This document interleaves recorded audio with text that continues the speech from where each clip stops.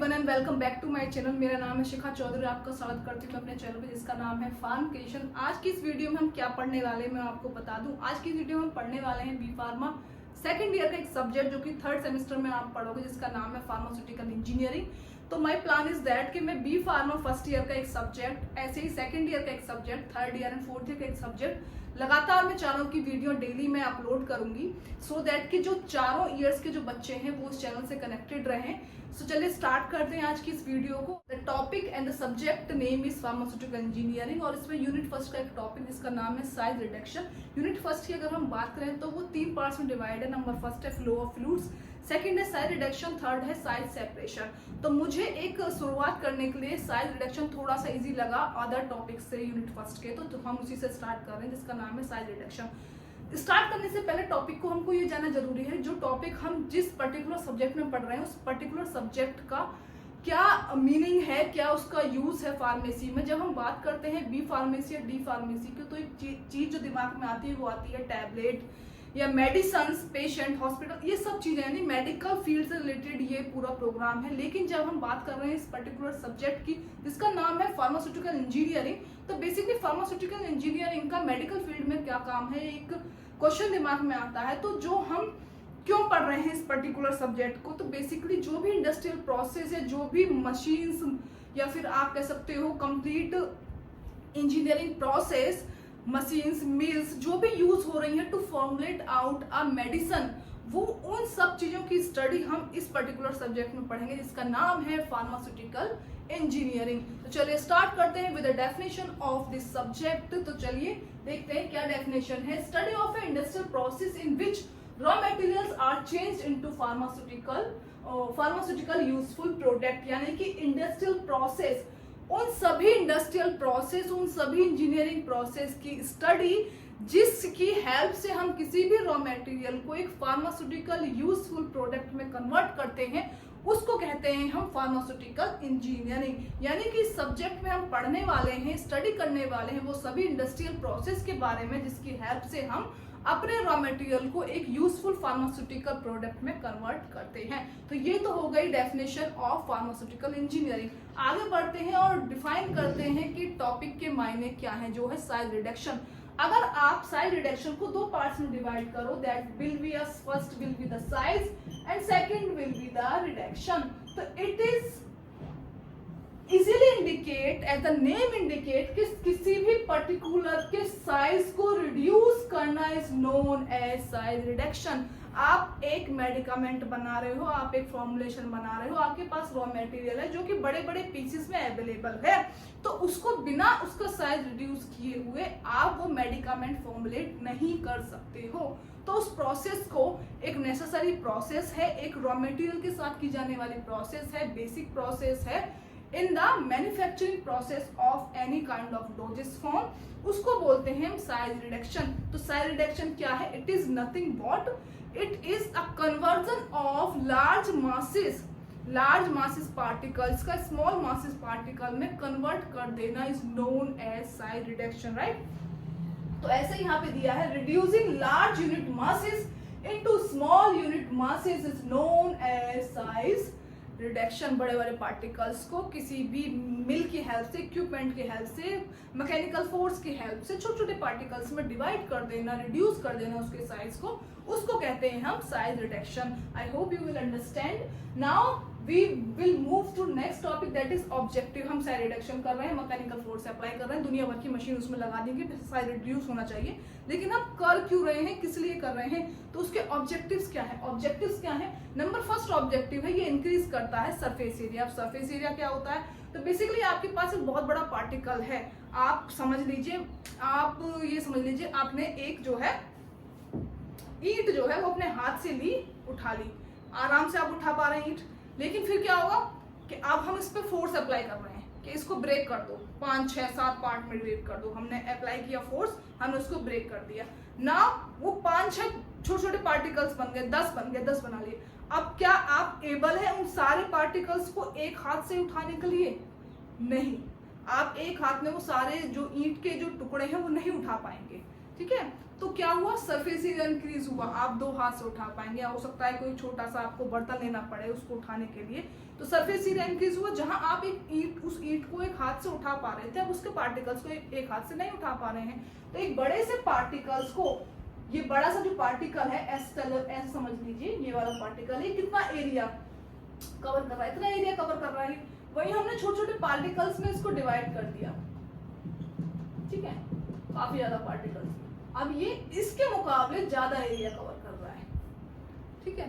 तो टैबलेट कोई आपने खाई, उसका जो इफेक्ट है, सरदर्द की टैबलेट खाई, तो सरदर्द की टैबलेट क्या करनी चाहिए, सरदर्द को बंद करना चाहिए स्टोमक में जाके, आपके बायोलॉजिकल सिस्टम में जाके, तो वो कुछ टाइम ले रही है, ठीक है। वहीं आपने उस टैबलेट का पाउडर बना लिया, तो उस टैबलेट के मुकाबले ये पाउडर जो है वो जल्दी इफेक्ट शो करेगा। तो this is surface area, surface area increase हो जाता है, यानी कि ज्यादा एरिया कवर कर पाती है जब हम उसका साइज रिड्यूस कर सकते हैं। आई होप ये पहला पॉइंट क्लियर हो गया होगा। Dosage form requires specific size, some kind of dosage form. अब डोजेस फॉर्म क्या है, डोजेस फॉर्म बेसिकली क्या होती है कि क्रीम है हमारे पास, टैबलेट है हमारे पास, कैप्सूल है, ये अलग अलग डोजेस फॉर्म है, ठीक है। क्रीम, कैप्सूल, एरेजोल्स आते हैं, कुछ इनहेलर्स आते हैं, ये डोजेस फॉर्म्स हैं अलग अलग। बहुत सारी जो टैबलेट में भी वही मेडिकामेंट होता है और बहुत सारी सिरप्स में भी वही मेडिकामेंट होता है, लेकिन सहूलियत के अकॉर्डिंग, जैसे छोटा बच्चा टैबलेट नहीं कर रहा तो उसको सिरप दे देते हैं उसी मेडिकामेंट का। सहूलियत के अकॉर्डिंग जो different different doses form design की गई है, डिफरेंट डिफरेंट स्वरूप दिए गए हैं मेडिकामेंट को, उसको कहते हैं हम डोजेस फॉर्म। तो some kind of dosage form require करती है specific size, some kind of dosage form require क्या करती है, जैसे गैस्ट्रिक कैप्सूल या खाली पेट जो खाए जाते हैं, ताकि हमारी बॉडी जो है वो एसिडिटी ना इंक्रीज हो हमारे बायोलॉजिकल सिस्टम में, तो उसके लिए जो खाए जाते हैं उन्हें देखेंगे आप ग्रेन्यूल्स होते हैं, तो उस कैप्सूल को बनाने के लिए वो पर्टिकुलर साइज के ग्रेन्यूल्स डेवलप करना बहुत जरूरी है। टैबलेट बनाने के लिए बहुत ही मतलब साइज रिड्यूस करना बहुत जरूरी है पार्टिकल्स का, जितना कम पार्टिकल साइज होगा वो जल्दी अडेयर होंगे, जल्दी चिपकेंगे आपस में। आप नॉर्मल तौर पे भी ये मैकेनिज्म समझ सकते हो कि आपके पास एक चौक है और उस चौक को बहुत महीन पाउडर में पीस लीजिए, तो जहां आप उस चौक में एक ड्रॉप वाटर की डालेंगे वो एब्जॉर्ब कर लेगी, लेकिन वही पाउडर में एक ड्रॉप वाटर की आप डालेंगे तो वो एब्जॉर्ब तो वो भी कर लेगा, लेकिन पार्टिकल जो है वो गांठे गांठे से उसमें बन जाएंगे, यानी कि एक साथ चिपक जाएंगे। तो टैबलेट फॉर्मुलेट करने के लिए स्पेसिफिक साइज चाहिए हमको पार्टिकल्स का, एज वेल एज हमको जो कैप्सूल फॉर्मुलेट करने के लिए अलग पार्टिकल साइज चाहिए, क्रीम फॉर्मुलेट करने के अलग अलग डोजेस फॉर्म करने के लिए हमको फॉर्मुलेट करने के लिए अलग पार्टिकल साइज की रिक्वायरमेंट होती है। तो इसलिए भी इसका ऑब्जेक्टिव है कि हमको डोजेस फॉर्म रिक्वायर करती है स्पेसिफिक साइज ऑफ पार्टिकल्स। अब इंक्रीज होता है थेराप्यूटिक इफेक्ट, तो ये वाला जो पॉइंट है, ये वाला पॉइंट है लगभग एक है। थेराप्यूटिक इफेक्ट में सरल भाषा में आपको बताऊं तो थेराप्यूटिक इफेक्ट वो इफेक्ट होता है जब आप कोई मेडिकामेंट लेते हो और मेडिकामेंट आपके बायोलॉजिकल सिस्टम में जाने के बाद पॉजिटिव इफेक्ट आपको शो कर रही है, पॉजिटिव और नेगेटिव इट विल बी, तो जो इफेक्ट वो शो कर रही है that is known as a therapeutic effect. तो भाई जब आपने अच्छे मतलब पार्टिकल साइज कम है वो जल्दी जाकर डिसॉल्व हो जाएगी, तो क्या होगा, थेराप्यूटिक इफेक्ट जो है कम पार्टिकल साइज होने के कारण ज्यादा सरफेस एरिया कवर करेगा, ज्यादा सरफेस एरिया कवर करेगा तो उसका मतलब है जल्दी डिसॉल्व होगा, जल्दी एब्जॉर्ब होगा और आपको जल्दी थेराप्यूटिक एक्शन शो करेगा, आपको जल्दी रिलीफ मिलेगा। तो ये हो गया third. Mixing gate easy, suppose that हमारे पास ए पार्टिकल है, बी पार्टिकल है, दोनों को मिक्स करके हमें एक टैबलेट या कोई भी पर्टिकुलर डोजेस फॉर्म फॉर्मुलेट करनी है। अब बिना मिक्स किए हम कैसे फॉर्मुलेट करेंगे, हमने ए दे दिया, बी दे दिया, दोनों बड़े बड़े पार्टिकल्स में है, उनको आपस में ऐसा रख दो, मिक्स हो जाएंगे क्या, नहीं मिक्स होंगे जब तक कि आप उनको रिड्यूस नहीं करेंगे साइज दोनों का एक जैसा, एक प्रॉपर मिक्सिंग नहीं हो पाएगी। प्रॉपर मिक्सिंग रिक्वायर करती है कि दोनों ए और बी जो हमारे पास पर्टिकुलर मटेरियल है उनके पार्टिकल साइज लगभग सेम तरह के होने चाहिए ताकि एक यूनिफॉर्म मिक्सिंग हो पाए, यूनिफॉर्म ब्लेंडिंग हो पाए। तो ये भी डिफरेंट डिफरेंट फार्मास्यूटिकल्स प्रोसेस के लिए, डिफरेंट डिफरेंट मैन्युफैक्चरिंग प्रोसेस के लिए रिक्वायर होता है पार्टिकल साइज। मिक्सिंग प्रॉपर हो जाए, ब्लेंडिंग प्रॉपर हो जाए, अच्छे से वो अडियर हो जाए, अच्छे से हमारे डोजेस फॉर्म फॉर्मुलेट हो जाए। तो ये है मिक्सिंग गेट इजी। अब है suspension require final particle size. Suspension क्या है, आपने बहुत सारे सिरप्स टाइप की फॉर्मुलेशन देखी होंगी जिसमें जैसे आप रख दोगे ना तो वो एक सस्पेंड होना स्टार्ट हो जाते हैं, कुछ पार्टिकल्स नीचे बैठना स्टार्ट हो जाते हैं, हम भाषा में बोले तो एक लेयर जो है ऊपर निकल आती है, ठीक है। तो आप उस पर लिखा भी होता है, जो आप आपका लेबल पढ़ेंगे ना उस पर लिखा होता है शेक वेल बिफोर यूज, यानी कि यूज करने से पहले उसको ढंग से शेक कर ले ताकि जो वो पार्टीशन हुआ है ना लिक्विड और थोड़ा सा वो सेमी सॉलिड टाइप के पार्टिकल्स में वो एक साथ मिक्स हो जाए और आपको अच्छा थेरेप्यूटिक इफेक्ट मिल सके। तो वो कहलाते हैं सस्पेंशन। अब उस केस में वो ऑलरेडी सेटल डाउन हो रहे हैं, उस केस में भी हमारे पार्टिकल साइज बड़े होंगे तो वो फटाफट से सेटल डाउन होंगे। जैसे बोतल रखी, पता पड़ा 1 स्पून अभी दिया है हमने कोई मेडिकमेंट, तुरंत बोतल रखी, दूसरा स्पून देना, वो तुरंत सेपरेशन हो गया और हमारा मेडिसिन गया ही नहीं बायोलॉजिकल सिस्टम में। तो उसके लिए भी हमें पार्टिकल साइज का कम होना बहुत जरूरी है, ताकि जो कम हैवी पार्टिकल्स होंगे वो कम सेटल डाउन होंगे, हमें एक टाइम मिलेगा ताकि वो जल्दी सेटल डाउन ना हो और हमारा जो फॉर्मुलेशन है वो एज इट इज बनी रहे। This is some objectives. अब ऑब्जेक्टिव्स की बात हमने यहाँ पे क्लियर कर दी है। Now we are moving to the mechanism. So अब अगर हम बात कर रहे हैं कि मैकेनिज्म यानी कौन कौन से मैकेनिज्म पे हमारा जो साइड रिडक्शन की प्रोसेस है वो काम कर रही है, बहुत ही सिंपल मैकेनिज्म है, आप इजीली जानते होंगे, अपने आसपास देखिए। नंबर फर्स्ट मैकेनिज्म है that is impact. What is impact? We have a brick, again हम ईंट का एग्जांपल लेते हैं और अदर एग्जांपल नहीं लेते हैं। ईंट है हमारे हाथ में, हमने उसको सरफेस पे रख दिया, ईंट है, एक बड़ा पार्टिकल साइज समझ लीजिए। अब उस पे एक हथौड़े से हम फोर्स अप्लाई कर रहे हैं, we are applying a force with the help of a hammer. तो what will happen? It will break, ठीक है, डिफरेंट पार्टिकल्स में ब्रेक हो जाएगी, राइट। तो दिस काइंड ऑफ फोर्स जिसमें जो ईंट है वो वहीं पे रुकी हुई है, that is not moving, only this hand यानी कि जिसमें हैमर पकड़ा हुआ है that hand is moving like this manner. तो this kind of mechanism to reduce the size is known as impact, right. तो ये कहलाता है इम्पैक्ट। अब सेकंड जो है आपका आता है कंप्रेशन। कंप्रेशन क्या है? आटा चक्की आप गए होंगे तो वहां पे 2 रोलर्स होते हैं बेसिकली। तो एक रोलर ये लगा हुआ है और दूसरा ये है, ठीक है, एक कुछ स्पेस है बीच में, एक साफ से जुड़े हुए हैं, ठीक है। एक इधर मूव कर रहा है और एक इधर मूव कर रहा है, ठीक है, मूव कर रहे हैं। अब इसमें जो ग्रेन्स हैं, जो भी ग्रेन है, गेहूं है, मक्का है, जो भी कुछ ग्रेन है वो आ रहा है और रोलर्स जो है वो मूव कर रहे हैं और due to the rollers, due to the weight of that rollers वो क्या हो रहा है? रिड्यूस हो रहा है साइज, वो आटे में कन्वर्ट हो रहे हैं ना at the end of the day, तो वो आटे में कन्वर्ट हो रहे हैं, तो दैट मीन्स साइज रिड्यूस हो रहा है। तो इस तरह का जो मैकेनिज्म होता है that is known as compression. Compression mechanism to reduce the size of particles. Third is cutting. Cutting is the most simple mechanism सभी में। कटिंग क्या है? आप सब्जी काट रहे हैं, ठीक है, आलू को छोटे छोटे पार्ट में डिवाइड कर दिया, साइज रिड्यूस हुआ ना, और क्या किसकी हेल्प से? कट करके आपने उसका साइज रिड्यूस किया, दैट फिनोमिना इज कटिंग। एक शार्प नाइफ की हेल्प से, एक शार्प ऑब्जेक्टिव्स की हेल्प से एक बड़े पार्टिकल्स को छोटे छोटे पार्टिकल्स में कन्वर्ट कर देना is known as cutting. Last जो है वो हमारा आता है अट्रैक्शन। अट्रैक्शन क्या है? अट्रैक्शन को सरल भाषा में अगर हम बोले घर्षण, घिसाव के कारण, किन्हीं 2 सरफेसों के बीच में घिसाव के कारण जिस भी पार्टिकल्स का साइज रिड्यूस हो रहा है या पार्टिकल्स का साइज रिड्यूस हो रहा है is known as what? Attraction. Compression में क्या हो रहा है? कंप्रेशन में कहीं ना कहीं घिसाव हो रहा है, लेकिन उसमें वजन भी है, वेट भी है रोलर्स का, लेकिन इसमें अट्रैक्शन में ऐसा कुछ नहीं है। Attraction is simply a formula in which due to the attraction, due to the rubbing force के कारण जो भी रिडक्शन हो रहा है साइजेस का, known as size reduction and known as size reduction with the help of attraction. I hope ये सारी चीजें क्लियर हो गई होंगी।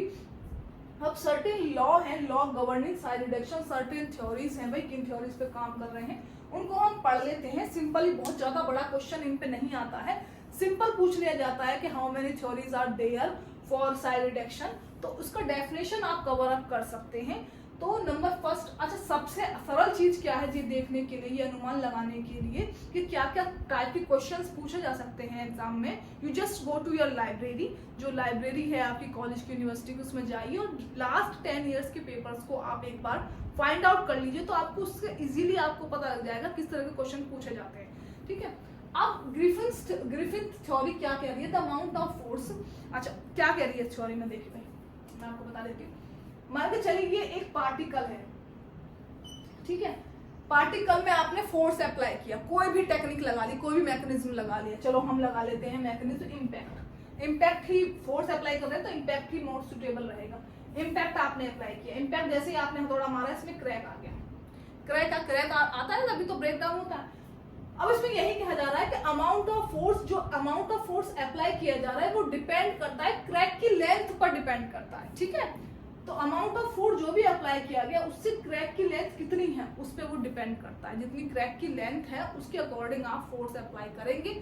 ऑलरेडी अगर उसमें कोई क्रैक है, मान के चलिए ये क्रैक आ चुका है, तो उसकी लेंथ के अकॉर्डिंग आप फोर्स अप्लाई करें, फटाक से टूट जाए वो एकदम से।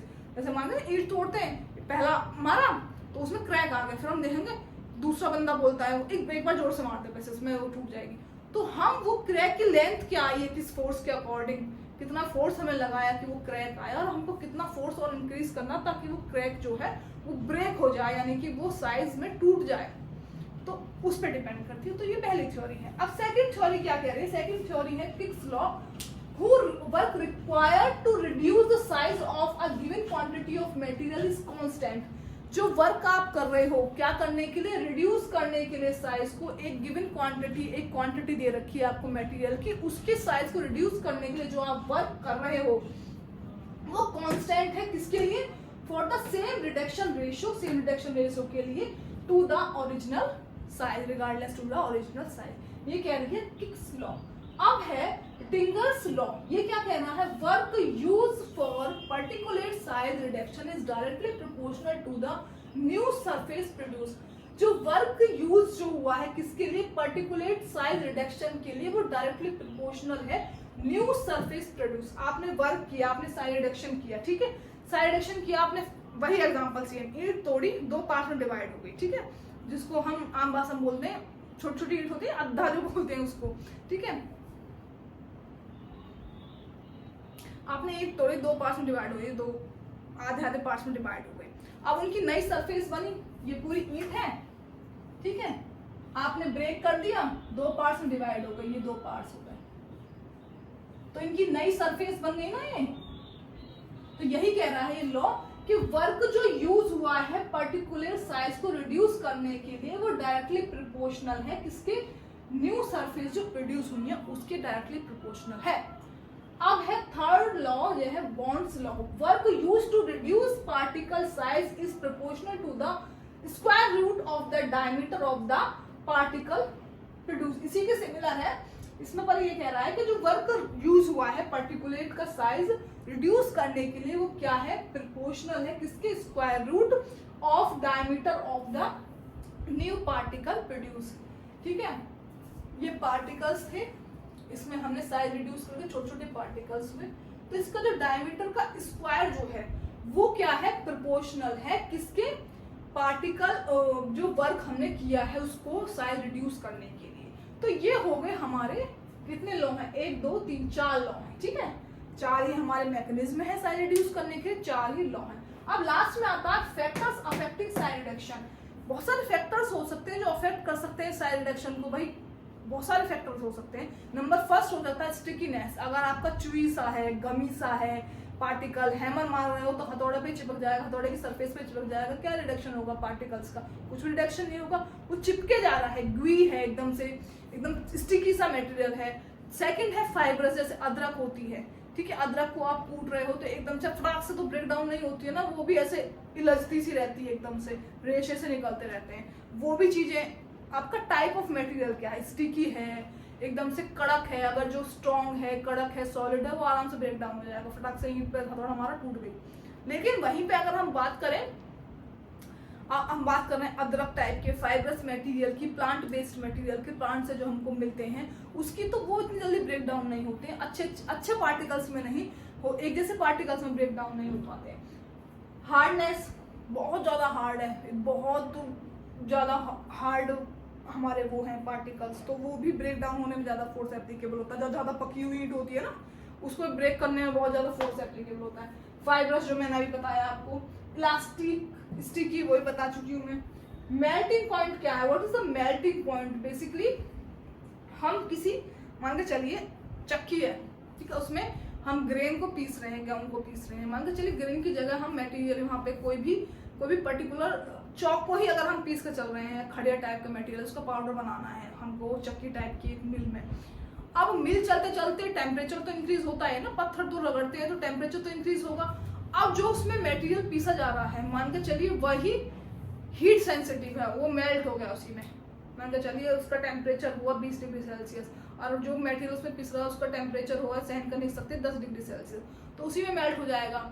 तो क्या सिलेक्शन करना है, हमें किस टाइप की मशीनरी का सिलेक्शन करना है वो ध्यान में रखना है हमको, और ये भी देखना है कि what is the melting point of our material जिसको हम यूज करने वाले हैं या जिसका हम साइज डिक्रीज करने वाले हैं उस पर्टिकुलर इक्विपमेंट में। अब है hygroscopic. What is hygroscopic? Hygroscopic is nothing but कोई मटेरियल है, आपने उसको एनवायरनमेंट में रख दिया, जैसे आजकल का टाइम चल रहा है, मॉइस्चर वाला जो टाइम है, बारिश का जो टाइम है, एनवायरनमेंट में मॉइस्चर होता है, ह्यूमिडिटी होती है, अलग अलग जगह पे अलग अलग जो मौसम होता है, अलग अलग एनवायरनमेंट होता है, आपने उसको रख दिया, वो क्या कर रहा है, वो मॉइस्चर गेन कर रहा है, आराम से रखा मॉइस्चर गेन कर रहा है, मॉइस्चर एब्जॉर्ब कर रहा है और खुद लिक्विड हुए जा रहा है। तो हाइग्रोस्कोपिक कितना है, मतलब वो आप कह सकते हो कि किस तरीके से मॉइस्चर को कंट्रोल कर रहा है, उस मतलब type of material, nature of material depend करता है। नेचर ऑफ मटेरियल को देखते हुए ही हम चीज़ों को देखते हैं। तो ये कुछ फैक्टर्स हैं जो अफेक्ट करते हैं साइज रिडक्शन को। उसके अलावा भी बहुत सारी चीज़ें हो सकती हैं, वो हम, तो ये कुछ फैक्टर्स हैं जो साइज रिडक्शन के प्रोसेस को अफेक्ट करते हैं। टेम्परेचर भी हो सकता है, ठीक है, temperature is also a part, environmental conditions भी हो सकती है इसके अलावा। तो ये एक जर्नल मैंने स्टार्ट कर दिया है आपका unit first of B pharmacy 3rd semester. तो उम्मीद है आपको समझ में आया होगा। अगर कोई भी आपको क्वेश्चन है, कोई भी क्वेरी है, आप मुझसे पूछ सकते हैं कमेंट में, मैं आपको वो आंसर करूंगी नेक्स्ट वीडियो में। नेक्स्ट वीडियो में सबसे पहले हम क्वेश्चन आंसर करेंगे, then we will start the next topic. तो this is it for today's video. Hope you like this video, and if you do, then don't forget to like, comment, share and subscribe to my YouTube channel, that is Farmcation. Thank you very much.